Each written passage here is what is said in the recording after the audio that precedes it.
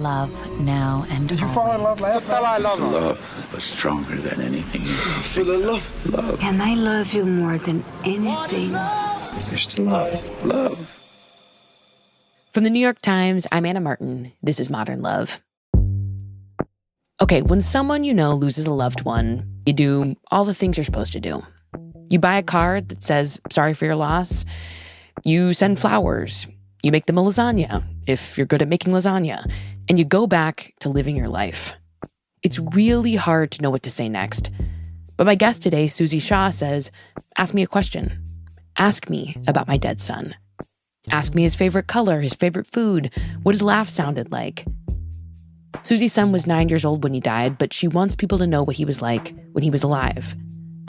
So the card is nice, the lasagna is great, but in our conversation, I feel like Susie gave me a roadmap for how to talk to someone who's going through unimaginable grief. She let me ask all the questions that normally might feel scary or invasive or uncomfortable, and she didn't hold back in her answers. She kept assuring me that just being curious, asking those questions, being open to listening, it's the best place to start.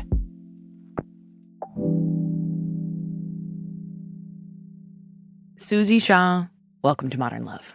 Thank you so much. I am so grateful to be here. Susie, I am going to be totally honest. I'm looking forward to this conversation. And I'm also quite nervous because we're going to talk about this thing that I feel like I'm not actually very equipped to talk about, that I don't almost have the language for. We're going to talk about the death of your son, William. We talk about loss a lot on this show, but the loss of a kid feels to me in a different category completely.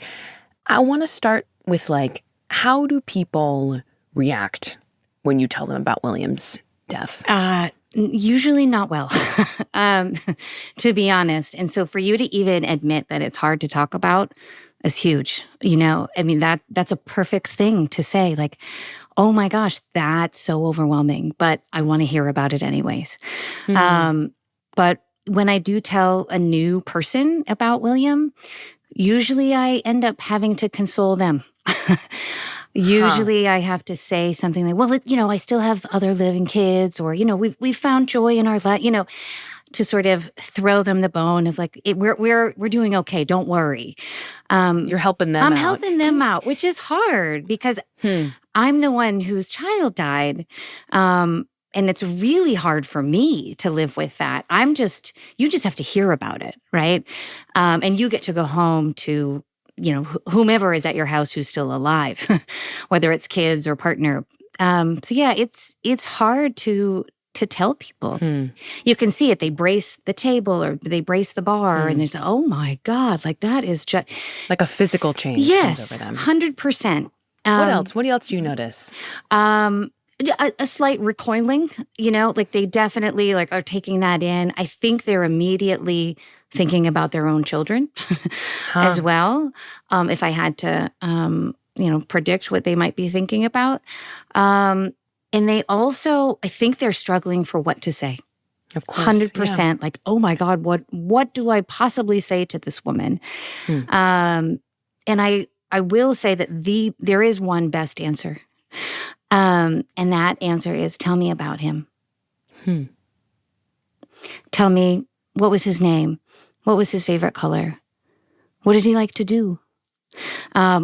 Because as a bereaved parent, I want to talk about my child, my dead child, just as much as my living children. And I don't get to talk about William as much because he's not around to do things and be places and have experiences. So I only get to talk about him when people sort of ask about him. Well, I want to know about William. Awesome. Thank you. Tell me about William. William was the love of our family, the heart of our family. When we had William, we also had our son, Kai. Kai's the light of our family, we would always say, but William is the heart. And Kai is how much younger than William? 2.5 years. 2.5 years. Yeah. So William was my first. And we spent a lot of time together, just the two of us. We were living out in San Francisco. It was a new city for us when he was born. So I didn't have a lot of friends yet. My husband would go to work every day. And it was just the two of us, just strolling the streets of Oakland, going to the playgrounds, and we just fell in love. He was sweet and cuddly. He loved to give big, giant hugs. He was a terrible kisser. I had like thin lips, real thin lips. When you give mom a kiss, you'd be like, "Oh, we gotta improve that." But the hugs, like beyond. Wait, describe a William hug. Just wrap around, because he was, he was always shorter, right? So it's like he would embrace your middle and just so strong. Or I would pick him up and I would get him to give me the bear hug around my neck, but just tight, as tight can be. Yeah. What did he like to do? What was a perfect day for William? Well, oddly enough, skiing with his father, which we'll get to. But he called himself an extreme sports guy. He loved skateboarding. He loved parkour. He loved mountain biking. All these like really eccentric, kind of crazy sports. Was he always like he had like a knee that was banged up? Was he that kind of kid? There's like always a new bandage? Yeah, there was a couple broken bones here and there. Falling at the skate park. Sure. What was sort of his role if he was hanging out with his friends? Was he? Yeah. Yeah, he was the buddy guy. So he was everybody's best friend. And he was the kid who, do you know what a buddy bench is? I do not know what a buddy bench is. So at recess, out on a playground at school, they often have these things called buddy benches. And if you're out at recess and you don't have a friend to play with, you sit on the buddy bench and wait for some. Gosh. Yeah, it's lovely. It's such a. That's really yeah. sweet. And so William was the kid who would go to the buddy bench sitters and be like, "Come play." Susie, as much as you are willing to share, can you tell me about the day things changed for your family? Absolutely, and thank you for letting me.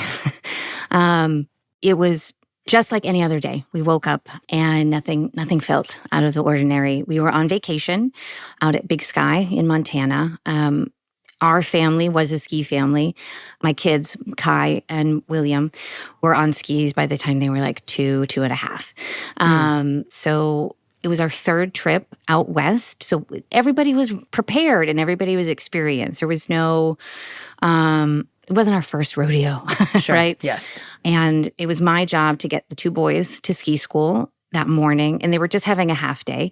So I dropped them at ski school. William and Kai. I said goodbye to William. And the plan was Nick was going to get William after ski school and head up to the top of the mountain. It's called Lone Peak. And me and Kai were supposed to meet Nick and William down at the base of the mountain. And we were going to do like one or two more ski runs together before we ended it for the night. So I'm down at the base and Nick gives me a call and he said, "Oh, William skied great. It was so amazing. Lone Peak was, he crushed it. He was at the top of his game. I can't wait to show you the video. We'll be down in 5 minutes."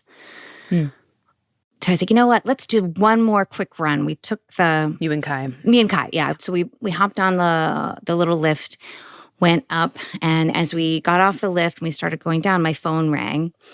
And I had my big ski mittens on and I had my poles and I was like, I knew it was Nick. And I knew he was going to be like, "Where are you? We're ready." So I ignored it. And then he called again, and then again, and then again. And then I finally got down to the bottom and I picked up the phone on like the sixth or eighth call. And he was like, "Where's William? I can't find William. Is he down there with you?" And that's the moment. That phone call, "Where is William?" And I was like, "What are you talking about? He was with you." And he's like, I cannot find him. And then it just went into panic mode. Most of the things that I remember from the rest of that day, and this was probably like 2:30 in the afternoon, are slightly hazy. Can I ask you just I cannot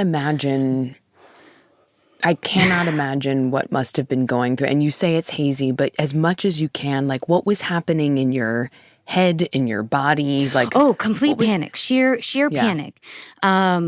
Because it just didn't make any sense. I'm like, he was just with you. Right. Why are you asking me where he is? Yeah. But I hadn't hadn't jumped to any conclusions yet. Mm-hmm. Mm-hmm.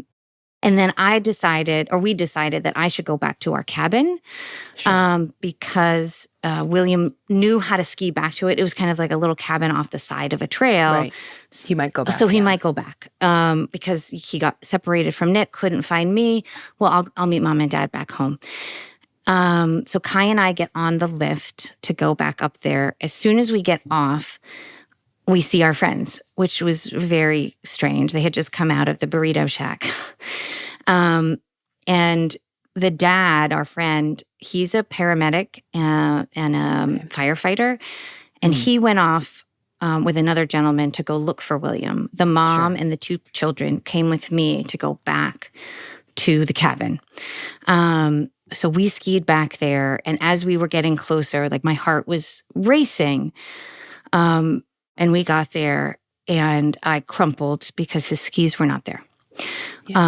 Which meant we had no fucking idea where he was. Yeah. None.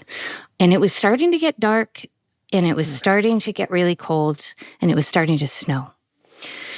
And so we knew there was this like window as well. If we didn't find him, like when would we find him? So we got into the cabin and the kids started playing a card game because we needed them to just be busy. And me and my girlfriend were just looking at the maps, trying to figure out like where he could have gone from this one particular trail. She made me tea. I don't know if I drank it. And then I got a call and it was Nick. And I went into the bedroom because I didn't want the kids to see me. And he said, they found William. It's really bad.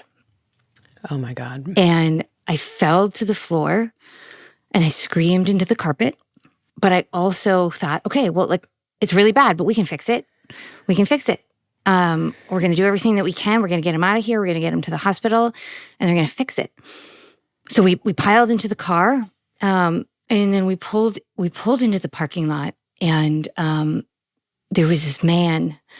He was a ski patroller and he was standing at the front door of the clinic.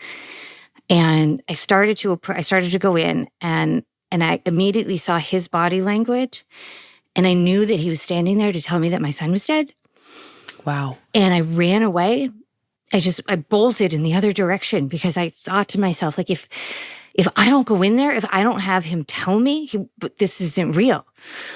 And so I just, like fight or flight, like I just flew away. You just had a sense. I just had this sense like, oh, he's dead and he's here to bring the bereaved mom into this space. But in that moment, you just where do you go? I took off. I just ran in the opposite direction and my girlfriend ran after me and she tackled me because she knew I had to go in. I remember going in and I saw him sitting in a chair. And you saw your husband sitting in a chair. And just bent, just in the fetal position of just, and I ran over to him and knelt in front of him and I had just said to him, it's not your fault.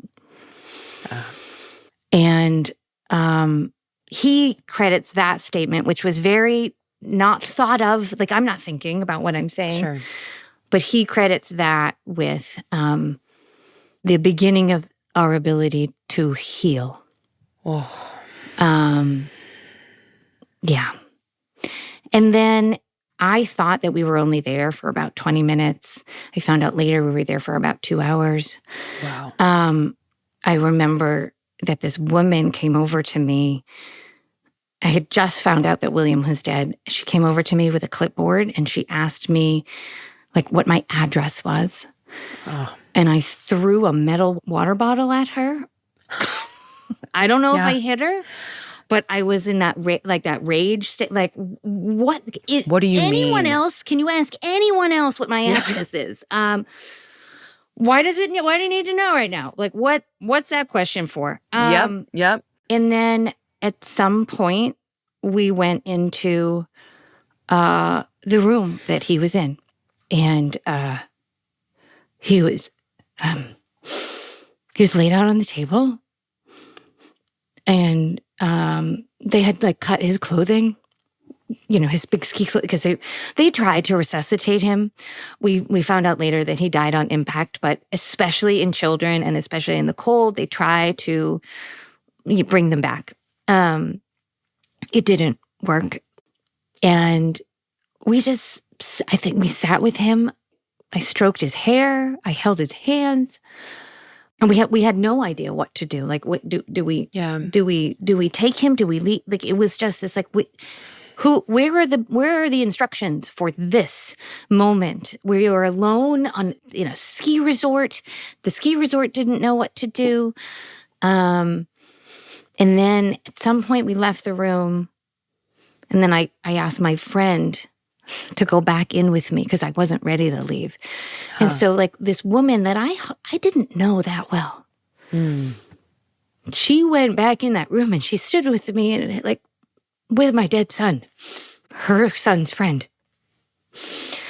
And then at a certain point, it just felt like it was time to go and tell Kai that his brother was dead. Because we realized that there was nothing we could do for William. Like, he was dead, like, we couldn't, there was no measures to take. And I would have taken every fucking measure imaginable, but there was nothing that we could do. Yeah. I could not tell Kai, and Nick ended up doing it. And he was really quiet. He was just so quiet about it. I can't imagine that. Oh, I just can't imagine. Yeah, and me and Kai's best friend, his older brother, who he looked up to so much. And it's all of these moments, like standing in that room with my dead son, sitting in front of my living son, having to tell him that his brother is dead. Like, these are those unbelievable moments that I have to carry and that all bereaved parents have to carry. Like, people just can't even imagine, and they can't understand. So they don't appreciate what we have walked through. They are so intense, and we never forget them. And they just shift you seismically inside. Like, I'm not the same person I was on that same morning that I woke up. I am a different human because of what I saw and because of what I had to do. Yeah.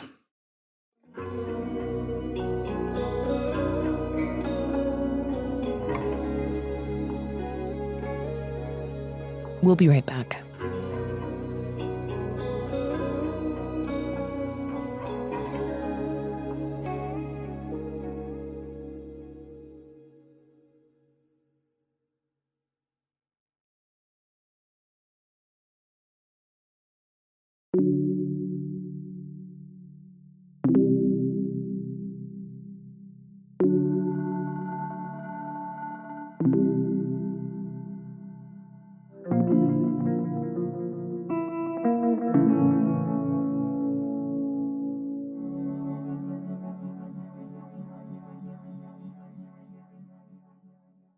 You tell Kai, and then what? I mean, you said it yourself. It's like, what do we do? Where is the roadmap for this? There's no manual. No. How do you figure out what to do next? Pure instinct. We had a friend actually call and get us flights out for the next day because we panicked. We were like, we need to get home immediately. We thought something else was going to happen in Montana. I really thought someone else was going to die if we stayed. Wow. We've been there. We've seen it. Why wouldn't someone else just, get swallowed up whole by the earth? I had to call our local Boston area mortuary to tell them where William was so that they could figure out how to get him home, because we had to ship him home. But he had to be embalmed first. You can't fly unless you've been embalmed. So we actually had to leave William's body in Montana. Oh. Like, I had to pack all of William's things into his bag. And I'm like, do I need these? Am I supposed to take these? Do I leave these here? I had no idea. So I brought them.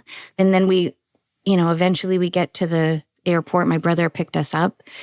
But he had our car, and, like, there was, one extra car seat, still like a booster seat in the car.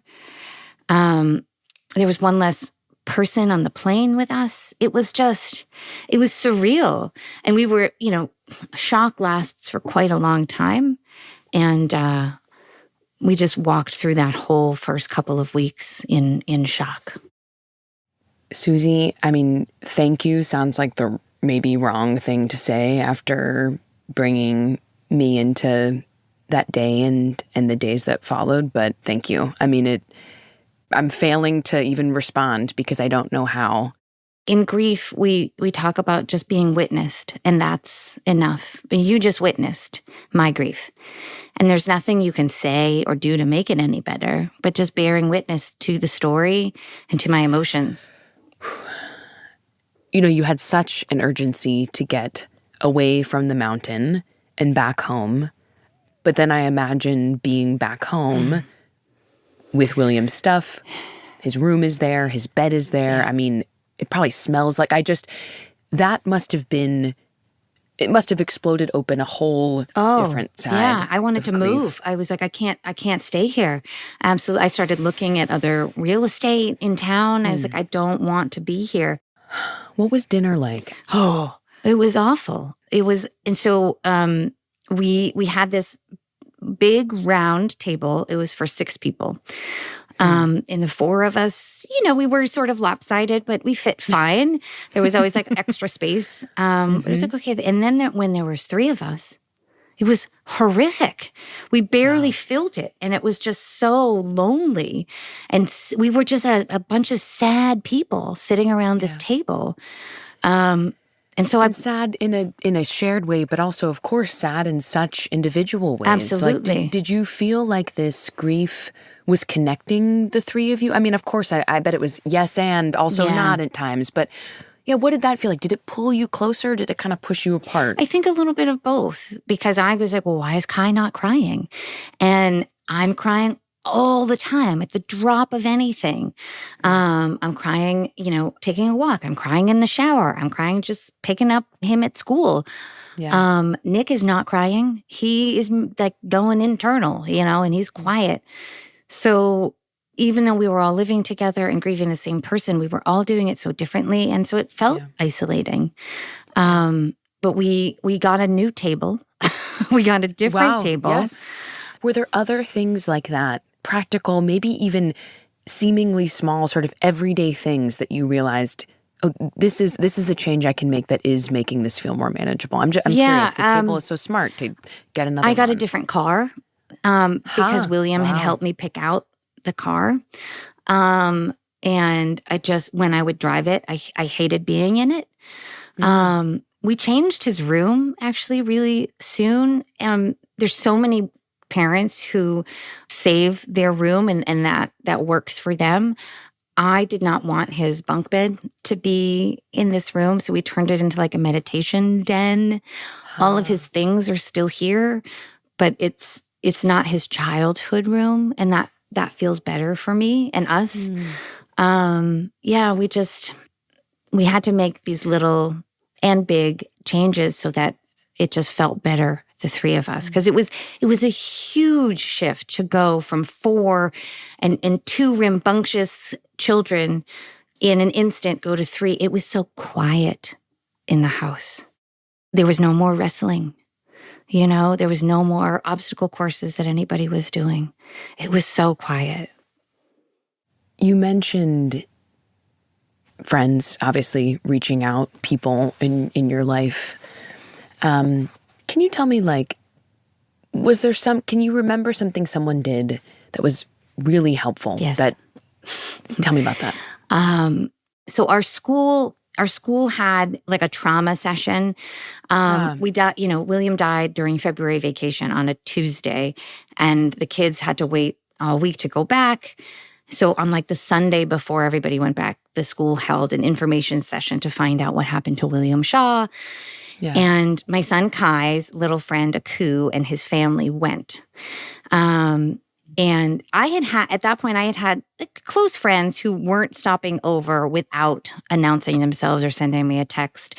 Sure. Like they didn't want to intrude. But Aku and his family went to this session and immediately showed up on my doorstep without a call, without an ask. And they sort of put their son, like kind of pushed him forward and like, we thought you might need a coup. And then they left. Wow. It was the most thoughtful thing anyone has ever. Wait, tell me why that was thoughtful to you, because I'm kind of surprised by that. That contravenes what I would assume, people think you want distance. No. Tell me why that was so thoughtful for you. Because they just showed up without asking me to do the job, right? They didn't say, what do you need? Which makes it my job to tell people what I need. They just thought to themselves, what would be really great? To support Kai.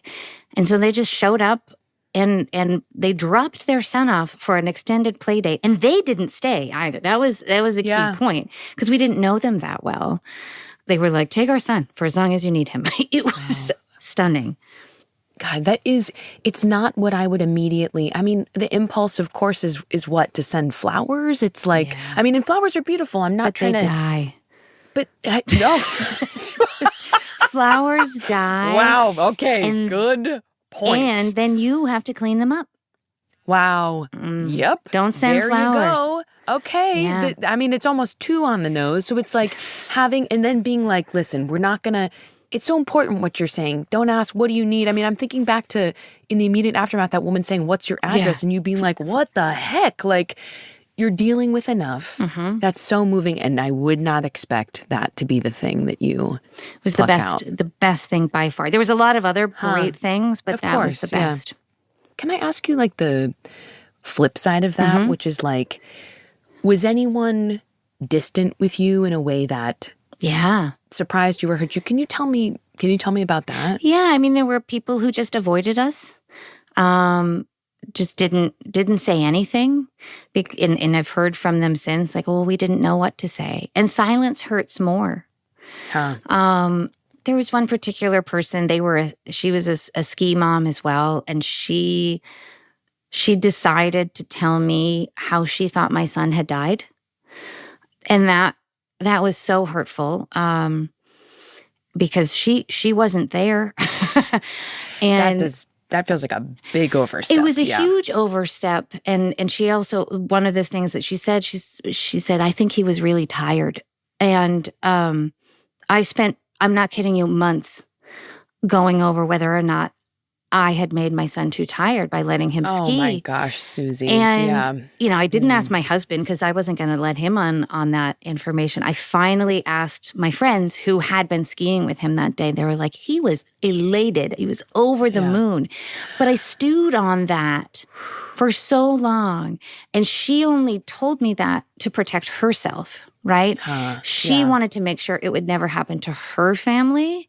Because they're skiers, and she would never make the choices that we made. So it was like, it was this really self-serving comment that was so unnecessary and really hurtful. You talked about how your husband, Nick, was quite internal with his grief. And it sounds like you were talking about this and crying and emoting in ways that were quite external, right? Absolutely. What did those different types of grief do to your relationship, your marriage? It strained it for a little bit, but not too long, because we were really focused on getting support. So we started seeing a family psychiatrist really early on, and we went to a support group really early on. And so we started to learn that people grieve differently, and just because one shows it and the other doesn't mean anything about their grief or their love for the person. So it took a little bit of time and education, but we learned to respect one another and give each other the space that each of us needed. And it was helpful that very rarely would either of us have like giant grief moments at the same time. Like we would take turns almost, and not meaning to, but so we could show up for the other one in their grief. Did the loss sort of take up all the space in your relationship? I guess like was there room for anything else? Not for a while. Sure. It was real tricky for a while. Like it was really hard to be intimate. I was curious about that, actually. Yeah, it was. I felt William between us all the time. All the time. And I think, let's see, February, March, April, May, June. It was like 5 or 6 months before we ended up having sex for the first time after William died. And I bawled my eyes out afterwards.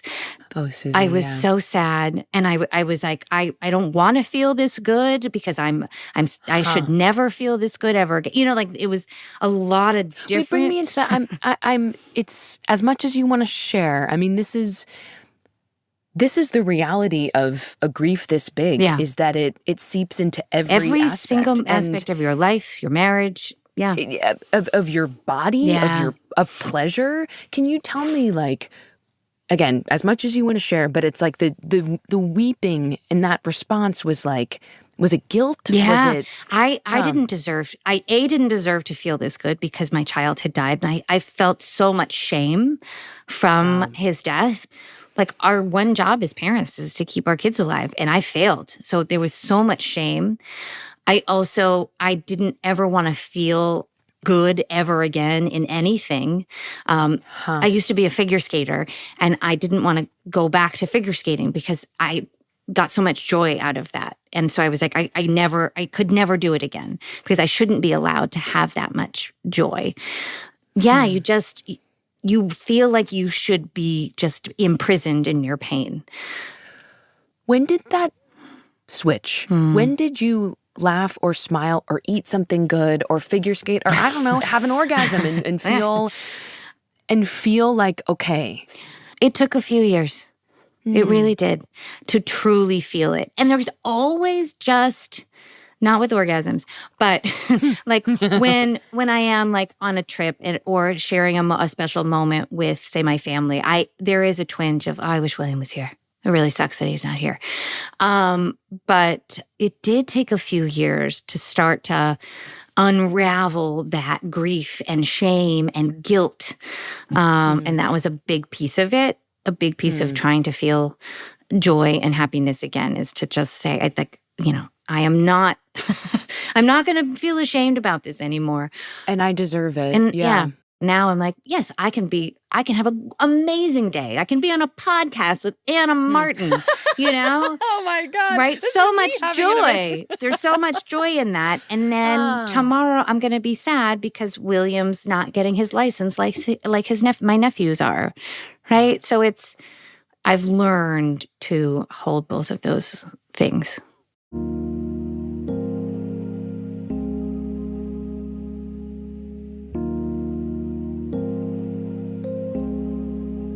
Stay with us.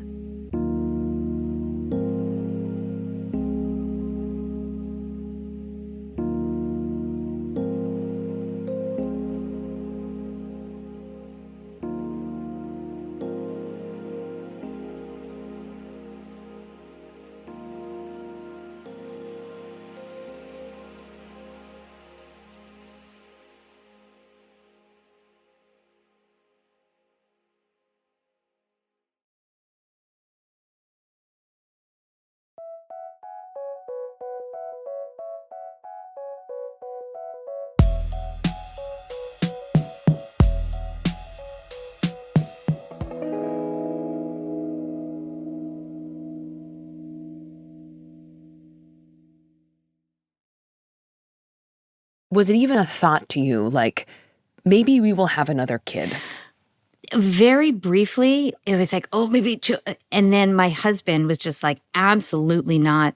I don't want to go back in, like, and have a baby and an infant and do that again. We had, packed everything up. We had given everything away. And so because we had already gone through such trauma, I was like, I'm not going to add to it by being like, well, let's have another kid. Like, I'm not going to rock that boat. Sure. And then through a series of different events, one day, Nick walked into the kitchen, and the light was shining through the window. It was in the fall. William had died in February, and he just said to me, "Do you want to have another baby?" And I said to him, "Oh my God, yes, I do." And it was like I had put it down so far deep in me that, like, when he said it was like, it like burst out of me. I'm like, yes, I do. And you almost couldn't acknowledge, you didn't know how much you, wait, but, I didn't know. And you're, we're not in your husband's head, but What has he told you shifted for him? He just saw me and how sad I was. Huh. And not that the baby would fix it, but it would just Sure. add to our family. And I had loved being William's mom. And I just think he wanted me to have that again. Yeah. You had more love to give. It was like, and where do you put yes, it? Yeah. Well, I often think of Bodhi as all the love that we had left after William died, and we didn't know what to do with it. And so we put it in Bodhi. And Bodhi is the baby that Bodhi's the baby that we had. He's almost 6, which is unbelievable.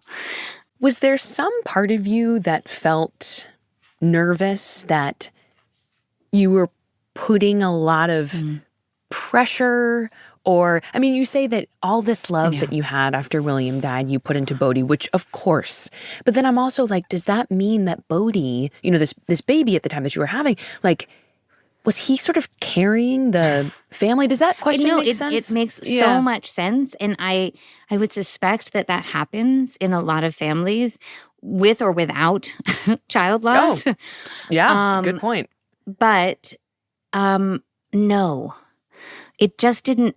That wasn't a feeling that we had. It was this separate thing we were doing to add to our family, not to replace, not to be anything but the little Bodhi. And maybe about a year ago, he actually said to me, because he looks just like William. He has the same curly hair. He has the same mannerisms. And we tell him, you look just like your brother. And he said to me, well, you love me so much because I'm like William. And I was like, oh no, we did something wrong. And I was like, Bodhi, oh no, baby. We love you because you're Bodhi. And we love William because he was William. And we love Kai because he's Kai. I mean, now Bodhi is 6. What does he know about William? Like, it seems like you're talking about William all the time. What does he know? He knows absolutely everything that he could possibly know about William, except like his flesh, right? We tell so many stories, and we started early on, before he could even talk probably, and showing him pictures and videos, going to places that William has been. He wears William's clothes, like not in a weird way, but like, they're hand-me-downs. We would have given, Kai wore them, and now you wear them. Was that emotionally complicated for you at all? Yeah, it was, but it also brings me a smile when he comes downstairs, because he picks out his own clothes, but they're in the drawers. And when he comes down in like a William outfit, I'm like, huh, look at that. Like it's just, it's both, it's that both and like, oh God, I miss William so much. And look at that. Like part of him's still just alive in my kids. Can you tell me, when you had William and Kai, what kind of parent were you? I was an anxious parent for sure. I wanted everything to be just so. I wanted the house to look really great. I wanted the kids to be involved in all the different activities, be very diverse. We had to go to story hour. We had to go to the little drum circles with the kids. I tried to make sure they always ate organic foods. Yeah. Like PTA. Yes, thing. yeah. It sounds like you were very Type A. Does that say as a parent? Yeah, I was. What were you worried about? Everything. I think I wanted everybody to like me. I wanted everybody to think I was a really good mom. I wanted to seem like we had it all together. And in a lot of ways we did. We had a beautiful life. And oddly, I think our life now is so much more honest. So much more honest. But I didn't know then. And so I loved our life then. And I value our life now. We talked about how you were a quite type A mom with William, and when it was William and Kai. Yeah. What about now with Bodhi and Kai? What's your vibe? The less I do, the better. This is what I was wondering. Yes. Yeah. Tell me about that. I just realized, like, none of it is important except for health and safety. I mean, if somebody spills something, we'll clean it up. We're not going to sign up for all the activities. We're just going to hang out at home or go to the playground. I don't care what you wear. You don't have to look a certain way. Show up how you want. Like all of the things that I worried about before are gone. Is it because the worst thing happened? So it's like bring me into that, because there is also a world I could see where a parent loses a child and tightens their grip. Yes, you could become right? hypervigilant, right? Yeah. I didn't want to do that. I didn't want Kai, especially at the time, to live in a bubble. I didn't want him to fear life. He deserves a beautiful childhood. Like when William was alive, I was like, we can't get a trampoline. That's so unsafe. Like 2 months after he died, I'm like, oh, the trampoline's coming. Like, Wait.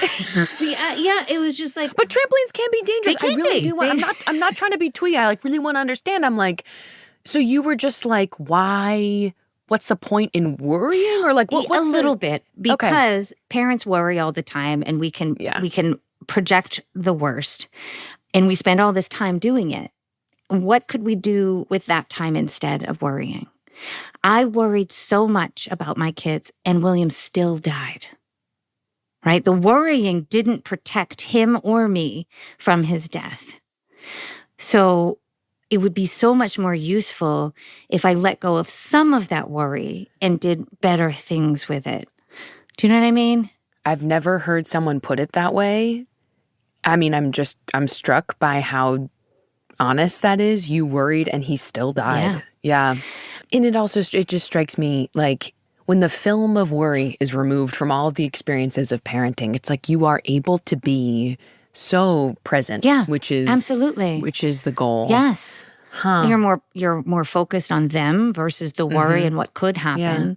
Yeah. You have become an expert in something no one wants to be an expert in. As you said, you've lived every parent's worst nightmare. And, you know, as you've moved through your grieving process, you started sharing what you've learned on social media, in person. Yes. Can I, and you were talking about this stuff out loud. Why is it important to you to do that? Oh, it's so important to me. There's a few reasons. One of them is because not enough people are talking about it. And I've just gotten so many messages from so many other bereaved parents, mostly moms, but dads too, who are just like, that's exactly how I feel, but I didn't know how to say it, or I didn't have a space to say it. And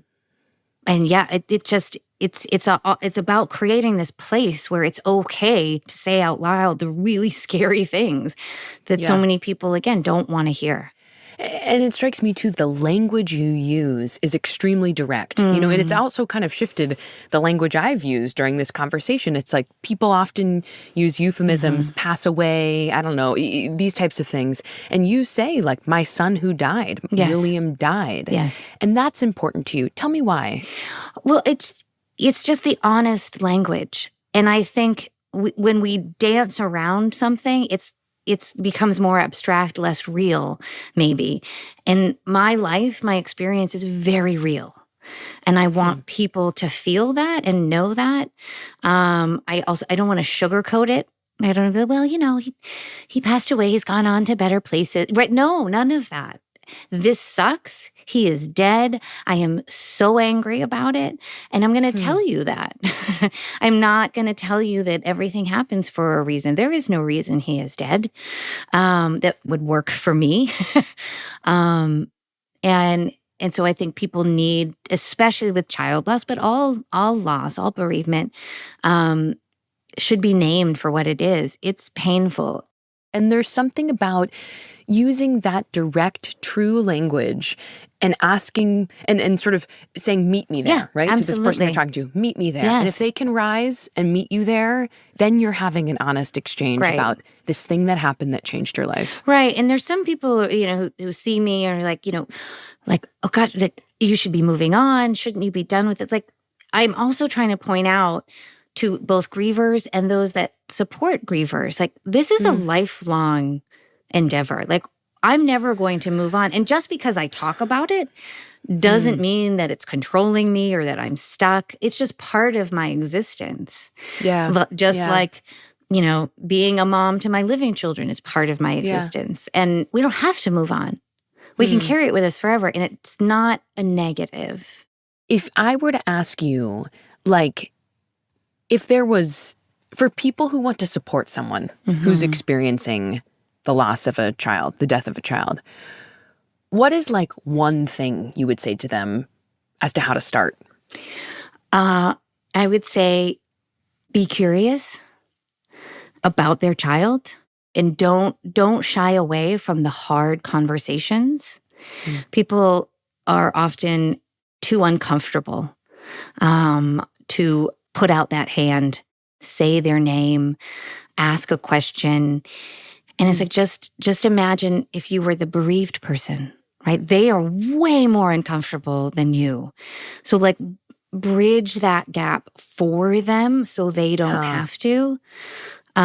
Go first, I think would be amazing. And say to the person, I'm going to stop by tomorrow at 8 with coffee. I'm going to come by tomorrow at 4 to take your kids to the park. I'm going to come over tomorrow and we're going to do the laundry together. Right? Like, do you want me to come over to do the laundry? No. It's, hey, I'm coming. And we're going to do this. Right? And so you're providing them with a service instead of making them come up with it. You started our conversation too with leading with curiosity. I mean, someone brings up loss, especially the loss of a child, and there's a shutdown. It's uncomfortable. It's scary. We don't want to hear. But it's like you are saying, be curious. Ask me. Yeah, absolutely. Because so many people won't talk about it. So when somebody provides a runway to share about my grief, my son, my family, I'm like, oh, let's go. Yeah. Get curious. Ask me. What were they like? Yeah. I'm really going to do that. Because these people who are dead, they only live in stories now, right? Do you know the saying about how many times we die? Yeah.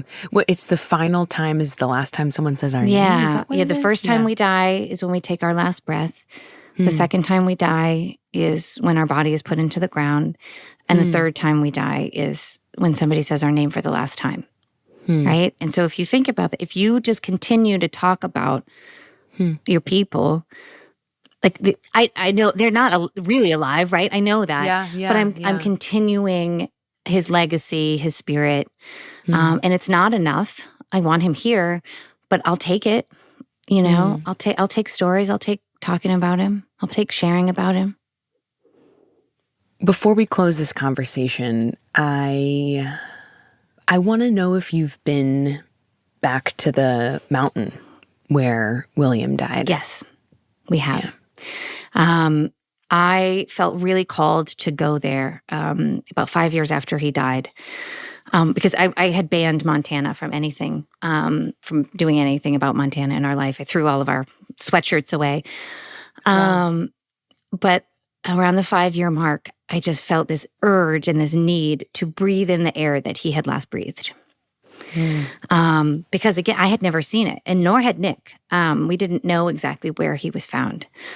And so we flew out, and I was like, we're just going to go, and we're never going to come back, but we'll do this thing. And the minute we turned into the road that heads up to the mountain and I saw Lone Peak, I was just like, oh, William's here. Wow. William is here. He lives here. He's in these trees. He is in this air. And we, the next day we met up with the first responders. Wow. And the guy at the door. Wow. I met him and I gave him a hug and I told him how scared I was of him. It was beautiful. His name is Ryan. So they drove us up to the spot and it was unbelievably close to the bottom of the mountain. It was so close. And they had marked the tree for us. And so we saw it. I thought... What was that like, Susie? Well, it was a lot because Bodhi had a tantrum. Life, it just continues. I mean, we were lifing. That's just what it is. We were lifing. He had started out the day really cranky to begin with, and then talking about, how kids just don't necessarily understand everything you tell them. We had told Bodhi that William, lived in the trees. And so we get up to the spot, and he was like, Where is he? He thought we were going to meet him. Again, I was just like, well, we failed on that mission of trying to. So that was a lot. Yeah. So Bodhi was screaming for a while, but it was still this beautiful moment. And I walked up the path or the trail with my son Kai because I really wanted to see what William had last seen before he went off the side of the mountain. And Kai and I embraced, and Kai cried. It was really beautiful, and it felt so important that we had done that. It wasn't closure, because there's no closure, but it was like, now I understand where he spent his last moments.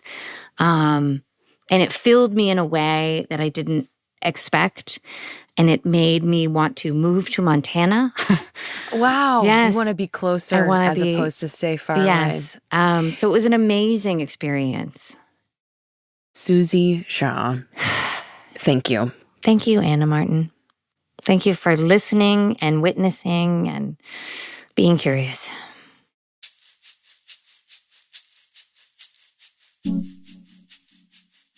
The Modern Love team is Davis Land, Elisa Gutierrez, Lynn Levy, Reva Goldberg, and Sarah Curtis. This episode was produced by Sarah Curtis. It was edited by Lynn Levy. Our mix engineer was Daniel Ramirez. Original music in this episode by Rowan Nemisto, Alicia Beitube, Pat McCusker, and Dan Powell. Dan also composed our theme music. The Modern Love column is edited by Daniel Jones, and Mia Lee is the editor of Modern Love Projects. If you'd like to submit an essay or a tiny love story to the New York Times, we have the instructions in our show notes. I'm Anna Martin. Thanks for listening.